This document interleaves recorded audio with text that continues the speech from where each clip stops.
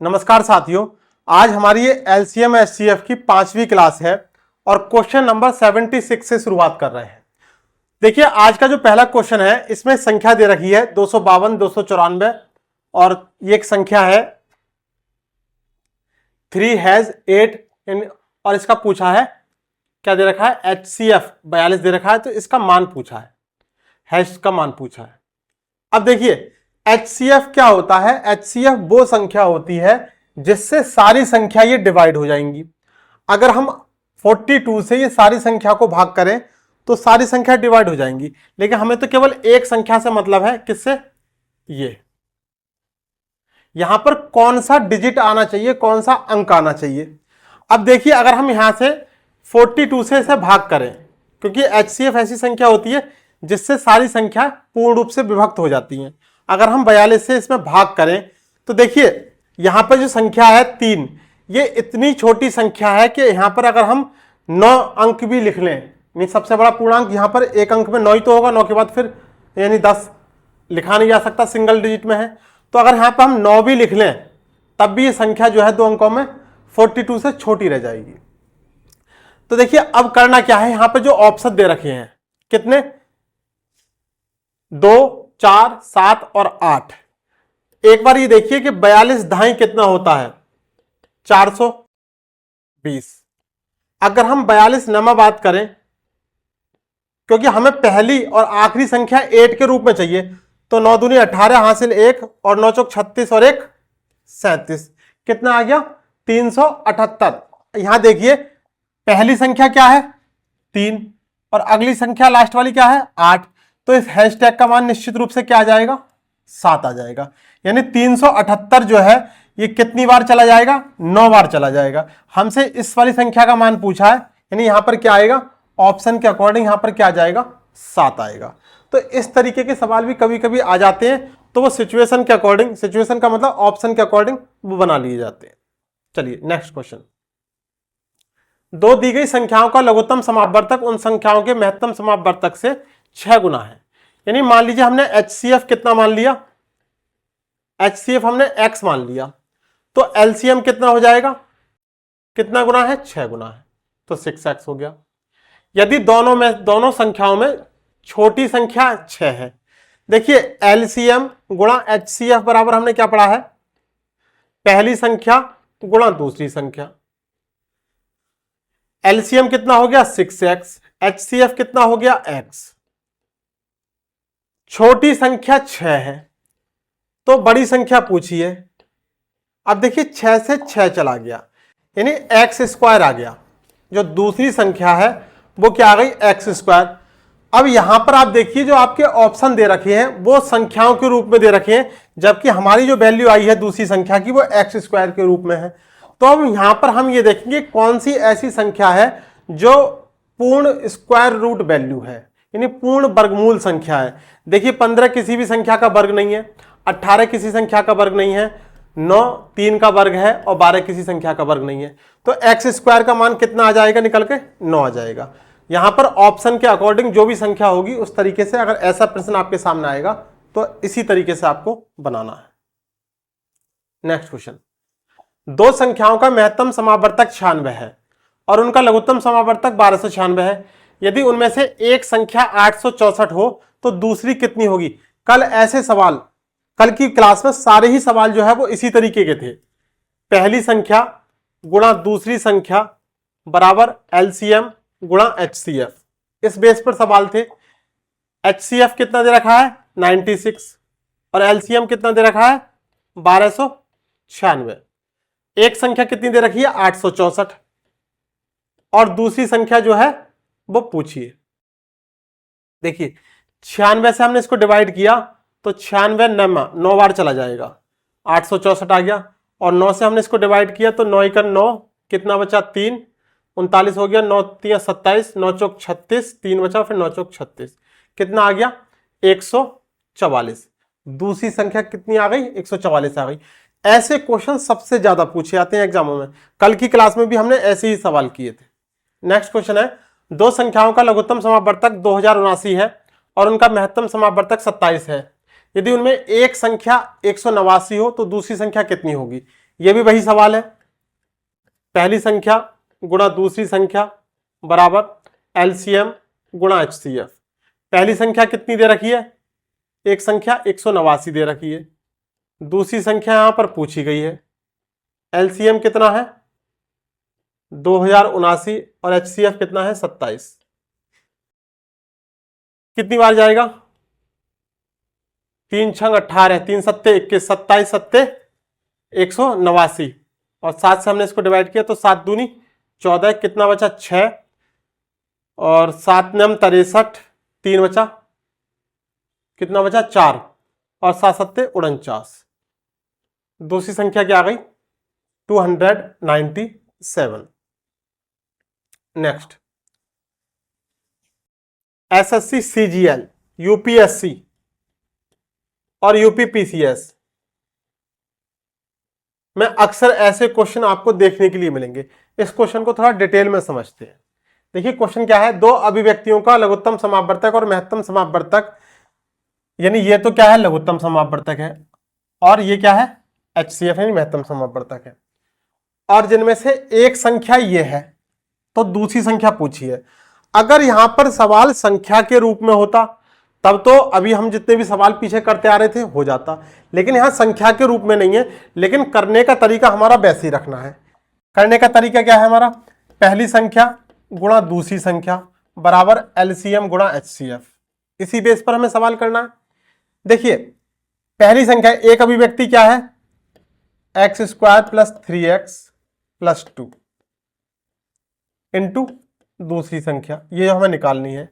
LCM कितना है x square plus 6x plus 8 into x plus 1, और इसके साथ में एचसीएफ कितना हो जाएगा x प्लस 1। अब ये जो समीकरण है, ये वाली जो समीकरण है ये द्विघात समीकरण है, ये भी द्विघात समीकरण है। अब हमें इनको जो है इनको पहले इनको सॉल्व करना है।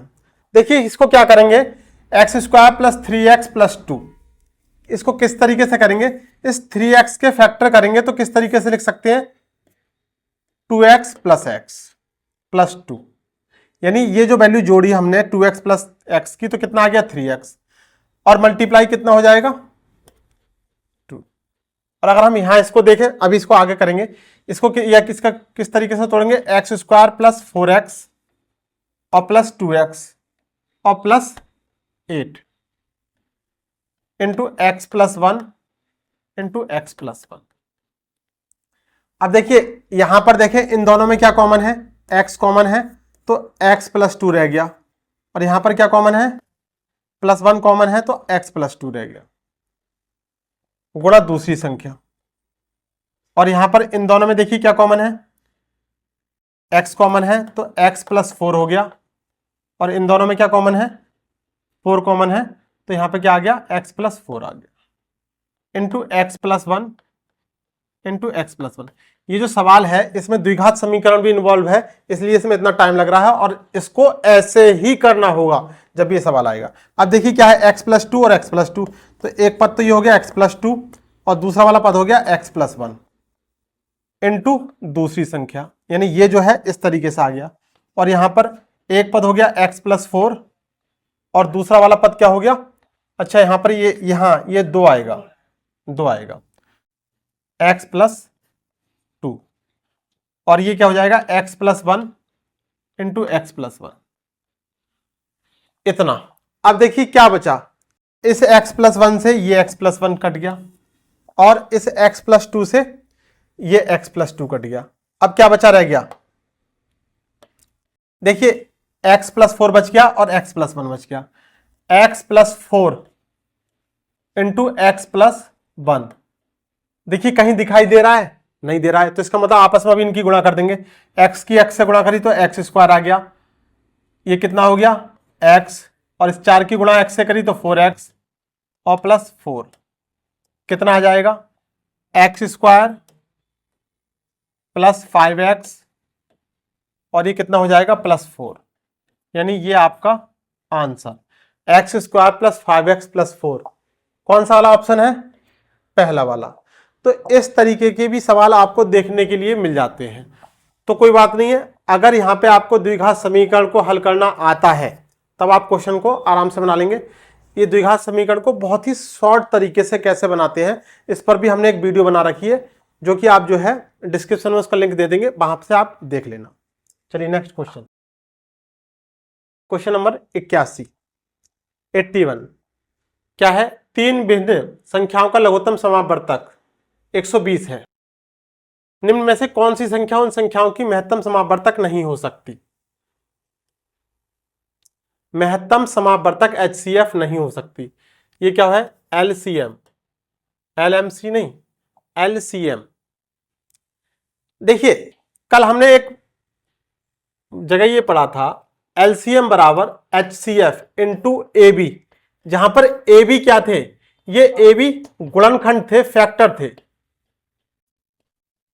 गुणनखंड थे, या अनुपात के रूप में भी इनको बोला जा सकता है।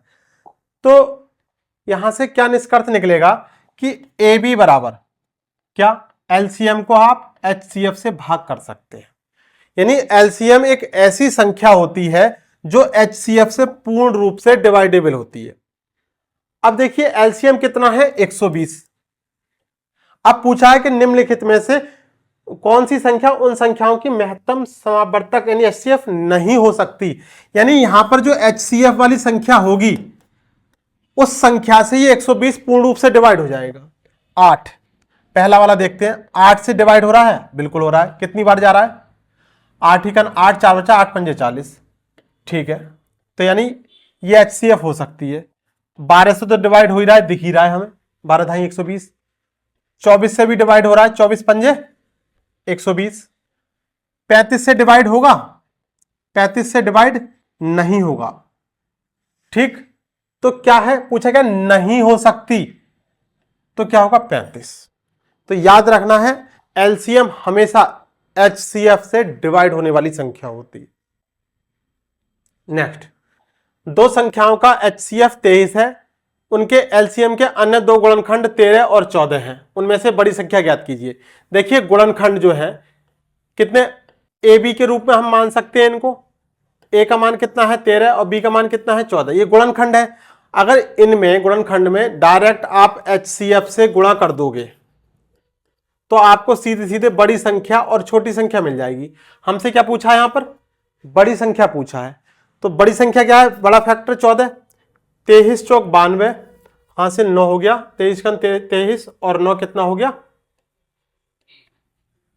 23 और 9 32, यानी 322। अगर छोटी संख्या पूछते तो वो यहां आती। कमेंट सेक्शन में जाके बताएंगे कि छोटी संख्या क्या होगी। नेक्स्ट, दो संख्याओं का HCF 13 है, LCM 455 है। यदि इनमें से एक संख्या 75 और 125 के बीच में स्थिर हो तो वह संख्या ज्ञात कीजिए।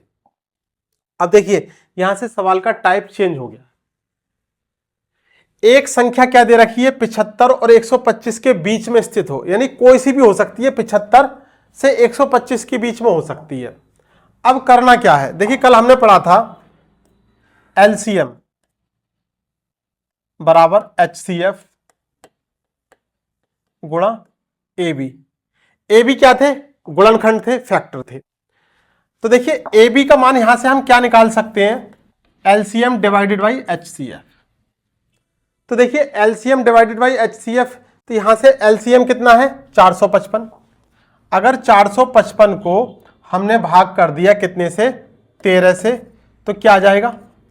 13 तिया 39, कितना बचा? 6, 13 पंजे 65।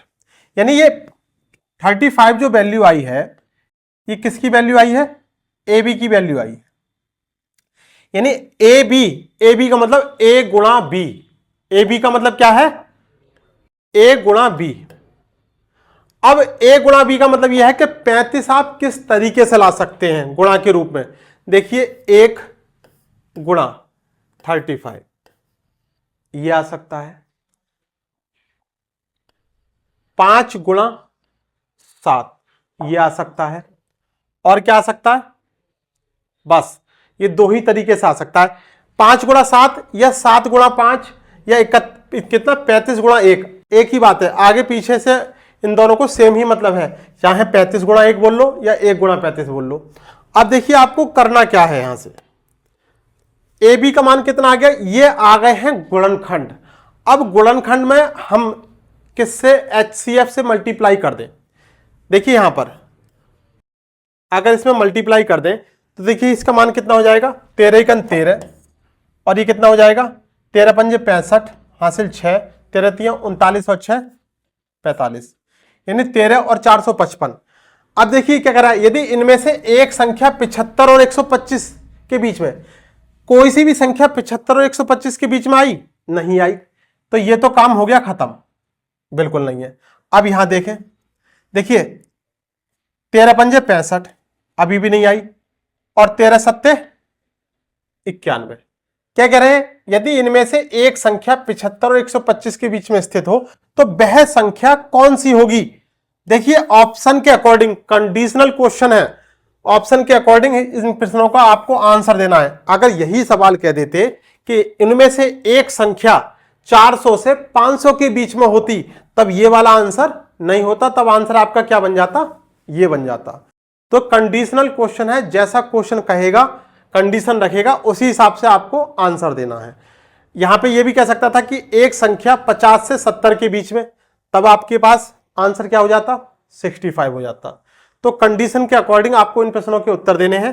करने का तरीका क्या है, आपको सीधे यहां से LCM बराबर HCF गुणा AB, जहां पे AB क्या है, फैक्टर है, और वहां से आप AB का मान निकालोगे, जो वैल्यू आएगी उनके फैक्टर इस तरीके से करके देख लोगे कितनी बार आएंगे, और वहां पर HCF से सीधे मल्टीप्लाई कर लोगे तो वो आपको उत्तर मिल जाएगा, जिसको आपको कंडीशन के अकॉर्डिंग चेक करना है।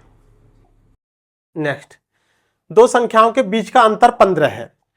कितना है अंतर, 15। यदि और उनका HCF कितना है, लघुत्तम समापवर्तक कितना कितना दे रखा है, HCF 3 दे रखा है और LCM 108 दे रखा है, तो उनके व्युत्क्रमों के बीच का अंतर पूछा है।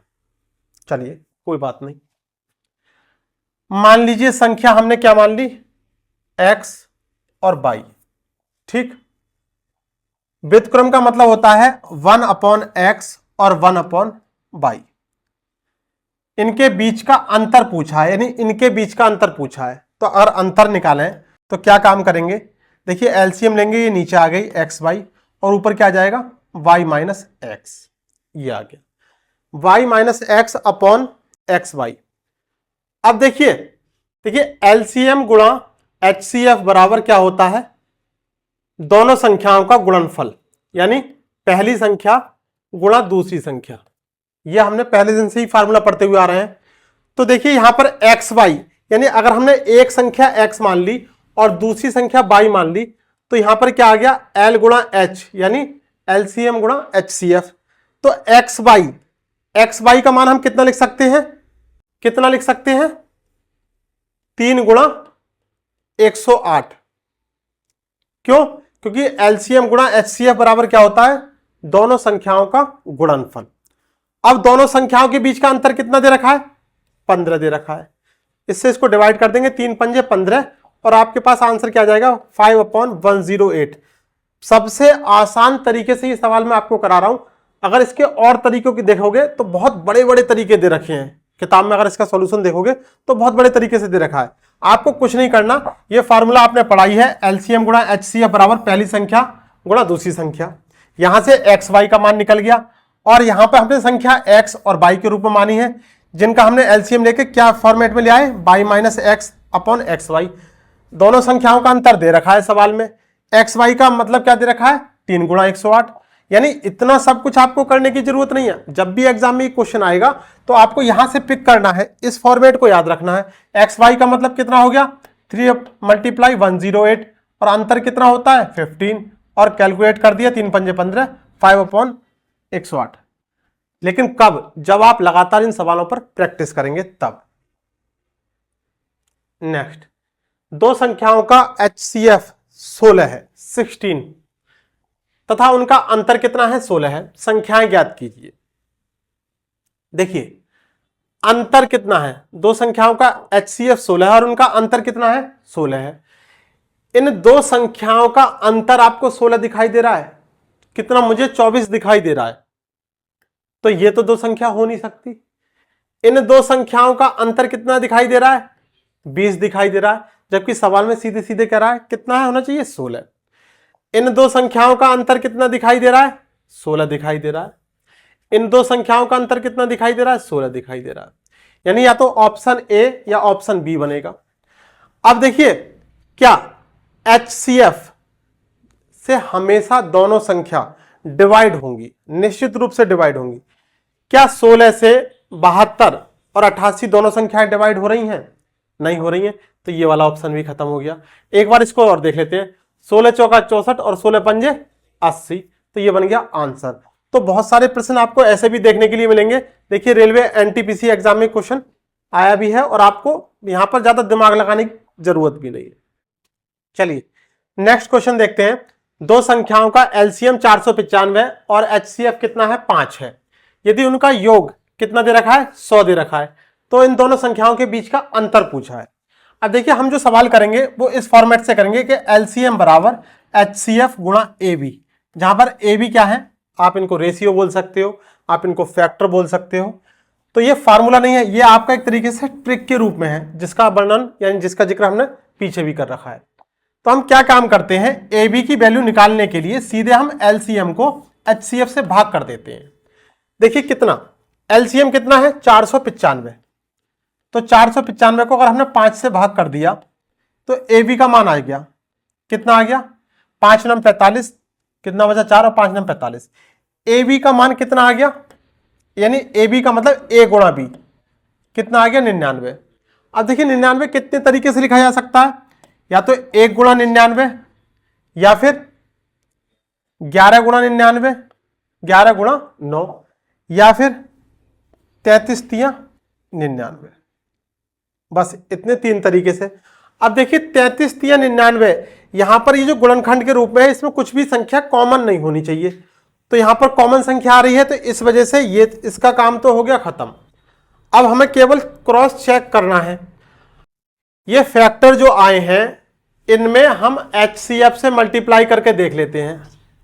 1 पंजे 5 और ये 99 पंजे कितना हो गया? 495। क्या इनका योगफल आया 100? क्योंकि सवाल कह रहा है 100, तो ये तो नहीं आया, तो इसका मतलब इनका काम तो खत्म हो गया, ये ऑलरेडी पहले से ही फिनिश है। अगर हम यहां मल्टीप्लाई करें तो 11 पंजे 55, 11 पंजे 55 और ये कितना हो जाएगा? 5 9 45। इनका योगफल आ गया, कितना आ गया? 100 आ गया। हमसे सवाल में पूछा है इनके बीच का अंतर, तो 55 में से 45 चले जाएंगे तो अंतर कितना आ जाएगा? 10 आ जाएगा, और यही आपका आंसर बन जाएगा। तो इस तरीके से आप इस तरीके से क्वेश्चन को हल कर सकते हैं। ये जो तरीका है LCM बराबर HCF गुणा AB, ये आपको कहीं किताब में लिखा हुआ नहीं मिलेगा, तो इसको आपको याद रख लेना है कि LCM बराबर HCF गुणा AB। यहाँ पे AB क्या है? फैक्टर है। बार बार मैं बता रहा हूं AB क्या है? फैक्टर है। AB संख्या नहीं है, AB फैक्टर है। इसमें जब तक आप HCF से गुणा नहीं करोगे अलग अलग, तब तक आपको संख्या नहीं मिलेंगी। A में HCF से गुणा कर दोगे तो पहली संख्या मिल जाएगी, B में HCF से गुणा कर दोगे तो दूसरी संख्या मिल जाएगी। नेक्स्ट, दो संख्याओं का योगफल कितना दे रखा है? 119 तथा उनका HCF कितना दे रखा है? 17। LCM 170 दे रखा है, तो संख्याओं का के व्युत्क्रमों का योगफल पूछा है। देखिए संख्या हमने x मान ली और दूसरी संख्या हमने y मान ली, इनके व्युत्क्रम क्या हो गए? 1/x हो गए और 1/y हो गए। इनका क्या पूछा है? योगफल पूछा है, तो संख्याओं के व्युत्क्रमों का योगफल, इनका योगफल पूछा है। LCM ले लिया, नीचे क्या आ गया? xy और ऊपर क्या आ जाएगा? y प्लस x, ऊपर का मान ये आ गया। योगफल कितना दे रखा है? 119, तो ऊपर का मान हमने कितना लिख लिया? 119। xy कहां से मिलेगा? यहां से मिलेगा। xy का मतलब क्या है? पहली संख्या गुणा दूसरी संख्या बराबर क्या होता है? LCM गुणा HCF। ये कितना कितना दे रखा है? 17 गुणा 170, 17 7 119, कितना आ जाएगा? 7/1 170, ऑप्शन सी। तो बहुत सिंपल क्वेश्चन है, अगर आप इसको बहुत लंबे मेथड से बनाएंगे तो बहुत लंबा बन जाएगा, लेकिन जरूरत ही नहीं है, बहुत आसान तरीके से हम क्वेश्चन बना सकते हैं, तो लंबे मेथड की हमें जरूरत नहीं है। देखिए नेक्स्ट क्वेश्चन है, दो संख्याओं का योग कितना है? 528 है योग, और उनका HCF कितना दे रखा है? 33। तो इस प्रकार की संख्याओं के कुल कितने जोड़े बन सकते हैं? देखिए इस योग को हम HCF से भाग करेंगे, ये जो सम दे रखा है इसको हम भाग करेंगे HCF से, तो कितना मान प्राप्त हो जाएगा? 528 डिवाइडेड बाई कितना है? 33। 33 एकम 33, कितना बचा? 19, और 6 बार चला गया 198, कितना हो गया? 16। अब ये जो 16 आया, ये 16 क्या आया है? जो गुणनखंड है हमारे पास A और B, उनका योगफल आया है। किनका? गुणनखंडों का। तो देखिए 16 किस तरीके से आ सकता है? हमें क्या बनाने हैं? पेयर बनाने हैं। पेयर बनाने के लिए हम यहां जो संख्या आई है इसके ठीक आधे संख्या हम इस तरीके से लिख लेंगे, 4, 5, 6, 7, 8। अब इसके बाद यहां से रिवर्स यानी आगे को लिखेंगे, 8 के बाद 8, 9, 10, 11, 12, 13, 14 और 15। देखिए हर पेयर का मान अगर आप जोड़कर देखेंगे तो कितना आ जाएगा? कितना हो जाएगा? 16। 2 और 14 कितना है? 16। इन सारे ही पेयरों के मान कितने हैं? 16 16 बन जाएंगे। अब देखिए हमें यहां पर वो पेयर नहीं देखना है जिसमें कुछ भी कॉमन है। देखिए 2 और 14, हम क्योंकि हम गुणनखंड है, गुणनखंड का मतलब है आपस में कुछ भी कॉमन नहीं होना चाहिए। 4 और 12, 2 से ये भी डिवाइड हो रही है, 2 से ये भी डिवाइड हो रहा है, 2 से ये भी हो रहे थे, ये भी। 6 और 10 और 8 और 8। अब बची हुई संख्या जो रह गई वो पेयर बन जाएंगी, एक पेयर, दूसरा पेयर, तीसरा पेयर और चौथा पेयर, यानी 4 युग्म बन जाएंगे। क्या पूछा है? कुल कितने जोड़े बन सकते हैं? कितने जोड़े बन सकते हैं? 4 जोड़े बन सकते हैं। फिर से समझिए, बहुत ही अच्छा प्रश्न है, very very most important question है और एग्जाम में पूछा भी आता है। देखिए जो योगफल दे रखा है उस योगफल को हम भाग करेंगे कितने से? HCF से। जब हम जो भाग करेंगे और जो वैल्यू आएगी वो आपके फैक्टर के योगफल के रूप में आएगी, और वहां पर हम जो है अगर मान लीजिए किसी वजह से यहां पर संख्या ऐसी होती, अब ये मान के चलिए कि विषम के रूप में होती, अभी तो सम संख्या के रूप में, तो 8 लिख लिया, 8 के बाद फिर से 8 से चालू कर दिया। अगर यहां पे 15 होता तो हम क्या काम करते? 7 तक लिखते और 7 के बाद फिर 8 से आगे चालू कर देते। तो इस तरीके से जो भी आपके क्वेश्चन होंगे आप बना के देखिए। नेक्स्ट क्वेश्चन देखते हैं। दो संख्याओं का लघुत्तम समापवर्तक 120 है और उनका HCF कितना है? 10। तो निम्न में से कौन सी संख्या उन दोनों संख्याओं का योग हो सकती है? LCM कितना दे रखा है? 120, और HCF कितना दे रखा है? 10। LCM को अगर हमने HCF से भाग कर दिया तो हमें क्या प्राप्त हो जाएगा? A इंटू बी प्राप्त हो जाएगा। कितना आ गया? 12 आ गया। पूछा क्या है? निम्न में से कौन सी संख्या उन दोनों संख्याओं का योग हो सकती है? अब देखिए ए बी 12 आया है। अब ए बी 12 का मतलब क्या हो गया? 1 गुणा 12 हो सकता है, और क्या हो सकता है? 2 गुणा 6 हो सकता है, 3 गुणा 4 हो सकता है, और कुछ नहीं, क्योंकि 6 गुणा 2 फिर से, 4 गुणा 3 फिर से मिल जाएगा। अब हमें इसमें क्या करना है? HCF से मल्टीप्लाई करते हैं। कितना? 10 एकम 10 और 12 धाई 120। ये क्वेश्चन जो है वो कंडीशनल क्वेश्चन है, तो अगर हम इनको जोड़ेंगे, ये तो कह रहा है उन दोनों संख्याओं का योग क्या हो सकता है। देखिए यहां क्या लिखा है? हो सकती है। सकने का मतलब कंफर्म नहीं है, सिचुएशन के अकॉर्डिंग हमें आंसर देना है। कितना हो गया? 130। क्या हमें ऑप्शन में दिखाई दे रहा है 130? नहीं दिखाई दे रहा है, तो नहीं बन रही ये बात। देखिए ये आपका पेयर बनेगा नहीं, क्यों? क्योंकि कोई भी संख्या कॉमन नहीं होनी चाहिए, जब कॉमन होगी तो वहां पर पेयर नहीं बनता। अब 3 गुणा 4 रह गया, अगर हमने इसमें HCF से 10 से मल्टीप्लाई करी तो कितना आ गया? 30, और यहां पर कितनी करी? 3 कितना हो गया? 10 चौक 40। योग, अगर हमने इनको ऐड किया तो कितना आ गया 70। ऑप्शन में 70 दिखाई दे रहा है, दे रहा है, तो आंसर क्या जाएगा 70 70। कंडीशनल क्वेश्चन है, ऑप्शन के अकॉर्डिंग आपको आंसर देना है। करने का तरीका भैया, ये ए बी कहां से आया, एलसीएम बराबर HCF गुणा ए बी। HCF से हमने किसको भाग कर दी, एलसीएम को, हमें ए बी का मान मिल गया। ए बी कैसे निकलता है, इनकी मल्टीप्लाई करके आपस में जो उनके फैक्टर होते हैं वो करके देख लेते हैं, जो कॉमन होता है उसको हटा देते हैं। यहां आपको लिख के दिखा रहे हैं कि आपको पता चले कि ये क्यों है, क्यों नहीं है, क्योंकि यहां पर कॉमन संख्या है, इन दोनों में जो दो है वो कॉमन संख्या है, जबकि इसमें कुछ भी कॉमन नहीं है और इसमें कुछ भी कॉमन नहीं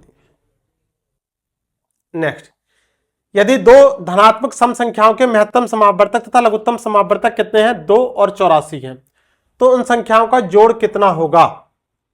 देखिए महत्तम समावर्तक क्या है 2 और एलसीएम कितना है 84, तो ए बी बराबर कितना आ जाएगा, 84 को हमने भाग कर दिया कितने से, 2 से, कितना आ गया 42।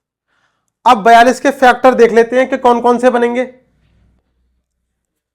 ए बी यानी 42, क्या क्या बनेगा, 1 गुणा 42, ये तो हर किसी में बनेगा, 1 से आप किसी भी संख्या की गुणा कर लेंगे।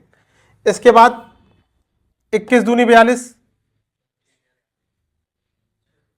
6 सत्ते 42, और इसके बाद 14 तियां 42, बस ये बनना है। अब हमें करना क्या, उन संख्याओं का जोड़ पूछा है ना। अब देखिए संख्या, यहां पर 2 से गुणा करी कितना आ गया 2, यहां 2 से गुणा करी कितना आ गया 42 दूनी 84।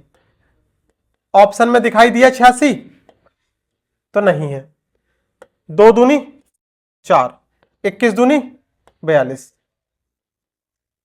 42 और 4 46, दिखाई दिया नहीं। अब देखिए यहां पर 6 दूनी 12 और 2 सत्ते 14। अब देखिए इतना तो हमें देखने की जरूरत ही नहीं है, आपको करके दिखा रहा हूं, जबकि यहां पर क्या दे रखा है, यदि दो धनात्मक सम संख्याएं के, धनात्मक सम संख्या है। अब देखिए सम संख्या कहां पर आ गई, 12 और 14। अब इनका योग देख लो कितना आ गया, 26 ऑप्शन में है, वही आंसर हो गया, आगे जाने की जरूरत ही नहीं है। नेक्स्ट, दो संख्याओं का गुणनफल 2160 है और उनका HCF 12 है, इस प्रकार की संख्याओं के कुल कितने जोड़े बनाए जा सकते हैं। देखिए गुणनफल ए बी और HCF कितना है 12। वेरी वेरी मोस्ट इंपोर्टेंट पहला क्वेश्चन है आज का, इससे जैसा अभी तक हमने एक भी क्वेश्चन नहीं किया है। मान लीजिए एक संख्या हमने क्या मान ली, ए, पहली संख्या ए मान ली, दूसरी संख्या हमने क्या मान ली, बी मान ली। किसके रूप में, अनुपात के रूप में मानी है, यानी फैक्टर के रूप में मानी है। तो जब तक हम इसमें HCF से मल्टीप्लाई नहीं करेंगे तब तक हमें संख्या प्राप्त नहीं होगी। 12A इंटू 12B, ये संख्या प्राप्त हो गई। एक संख्या 12A हो गई, दूसरी संख्या 12B हो गई। इन संख्याओं का गुणनफल 12A इंटू 12B बराबर कितना दे रखा है, 2160 दे रखा है। कैलकुलेट करें तो कितना आ जाएगा, 12 से इसको डिवाइड करें तो कितना हो जाएगा, 12 एकन 12, कितना बचा 9, 12 से 84, 12 अट्ठे 96, 180 आ गया, और इसको डिवाइड किया तो 15 आ गया, यानी ए बी का मान कितना आ गया 15 आ गया। अब हमसे पूछा है कि कितने जोड़े बनाए जा सकते हैं, तो देखिए 15 को किस तरीके से लिखा जा सकता है,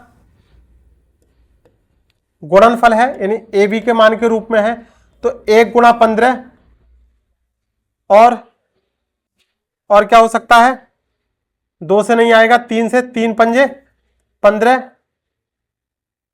ठीक यही होगा, इससे ज्यादा नहीं। तो एक पेयर और दूसरा पेयर, टोटल कितने पेयर बनाए जा सकते हैं, 2 पेयर बनाए जा सकते हैं। तो बस इतना सा ही काम करना था, यहां पे ज्यादा करने की जरूरत ही नहीं है। पेयर पूछा है तो दोनों ही पेयर बनेंगे। बस पेयर बनाते समय ये देखना है कि यहां जो संख्या के जो हम जो फैक्टर कर रहे हैं उनमें कुछ भी आपस में कॉमन नहीं आना चाहिए। चलिए, हाँ सही है।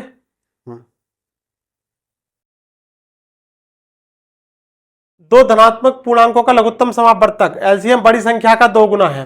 इनमें से छोटी संख्या और दोनों पूर्णांकों के महत्तम समापवर्तक जीसीडी का अंतर 4 है। तदनुसार छोटी संख्या कितनी होगी? छोटी संख्या पूछिए। चलिए, बड़ी संख्या हमने क्या मान ली? बड़ी संख्या x और छोटी संख्या क्या मान ली? छोटी संख्या y मान। इनमें छोटी संख्या और दोनों पूर्णांकों के महत्तम समापवर्तक का अंतर कितना है? 4 है।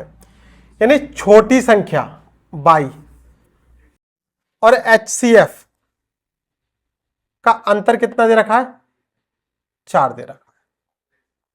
चलिए, ये हमें ये मिल गया है y माइनस HCF बराबर 4।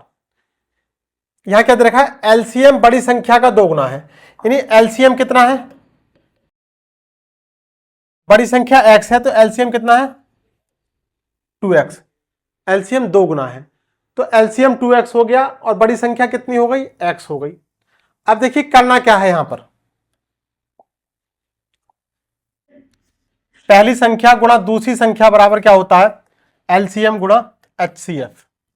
पहली संख्या कितनी है? क्या है? x और दूसरी संख्या कितनी है? y। एलसीएम कितना है? 2x और HCF कितना है? HCF हमने HCF के रूप में ही लिखा रहने दिया। अब देखिए यहां से क्या हो जाएगा, फिर से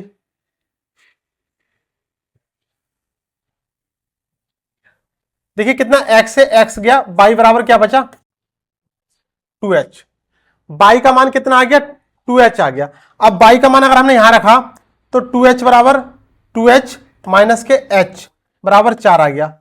h बराबर क्या हो गया? 4। HCF, h का मान HCF कितना आ गया? 4 आ गया। हमसे क्या पूछा? छोटी संख्या पूछी है। अब देखिए छोटी संख्या, यहां पर छोटी संख्या हमने क्या लिख रखा है? y। और y का मान हमने यहां पे क्या लिख रखा है? 2h। और h का मान कितना है? 4। तो 2h का मान कितना है? 4। तो 2 गुणा 4 कितना आ गया? 4 दूनी 8। सवाल में कुछ भी नहीं है, सवाल में बस घुमा रखा है। देखिए क्या काम करा है, बड़ी संख्या हमने x मान ली, छोटी संख्या हमने y मान ली। एलसीएम जो है वो बड़ी संख्या का 2 गुना है तो ये 2x हो गया। इसके बाद हमने यहां पे क्या काम करा, जो सवाल में कह रहा है कि छोटी संख्या और दोनों पूर्णांकों के HCF का अंतर 4 है। छोटी संख्या और HCF का अंतर 4 है। यहां पर क्या है? पहली संख्या गुणा दूसरी संख्या बराबर क्या होता है? एलसीएम गुणा HCF। यहां से वैल्यू निकल के आ गई y बराबर 2h। जो हमने y का मान कहां रख दिया? इसमें रख दिया तो 2h माइनस h हो गया। h का मान यानी HCF का मान 4 आ गया। जो हमने यहां पर h की वैल्यू रख दी तो हमें छोटी संख्या का मान प्राप्त हो गया। बहुत ही अच्छा सवाल था ये और एग्जाम में पूछा भी जाता है। नेक्स्ट, यदि किन्हीं दो संख्याओं का महत्तम समापवर्तक 12 है और लघुत्तम समापवर्तक 924 है तो ऐसी संख्याओं के कुल कितने जोड़े बनेंगे? अब ये सवाल मैंने आपको ठीक पीछे भी 2-3 सवाल पहले भी कराया है। हमें क्या निकालना है? a इंटू बी का मान निकालना है। कैसे निकलेगा? एलसीएम को भाग कर देंगे HCF से। 12 सत्ते 84, कितना बचा? 8, फिर से 84 हो गया, 12 सत्ते 84। a इंटू बी कितना आ गया? 77। फैक्टर कर देंगे, कैसे कैसे होंगे? 1 गुणा 77 और 11 से कर देंगे 11 गुणा 7, 11 सत्ते 77 और कोई भी फैक्टर नहीं होंगे। एक पेयर ये, एक पेयर ये, आंसर क्या आ गया? 2 पेयर। बस इतना सा काम। नेक्स्ट, दो संख्याओं का गुणनफल 2028 है और उनका HCF कितना है? 13। तो जोड़ों की संख्या पूछी है, ठीक पिछले वाले सवाल की तरह है। और ये जो है क्वेश्चन आपका होमवर्क का क्वेश्चन रहेगा। इसका आंसर जो है आप कमेंट सेक्शन में जाके दे सकते हैं। और आज की क्लास में बस इतना ही रहने देते हैं। अब तक टोटल 94 क्वेश्चन हो गए हैं और इसकी बस अब एक क्लास रह गई है जो कि अंतिम क्लास है। वहां पर हम रेशियो वाले क्वेश्चन देखेंगे और उसके बाद ये चैप्टर हमारा पूर्ण रूप से फिनिश हो जाएगा। चलिए आज की क्लास में बस इतना ही रहने देते हैं। धन्यवाद।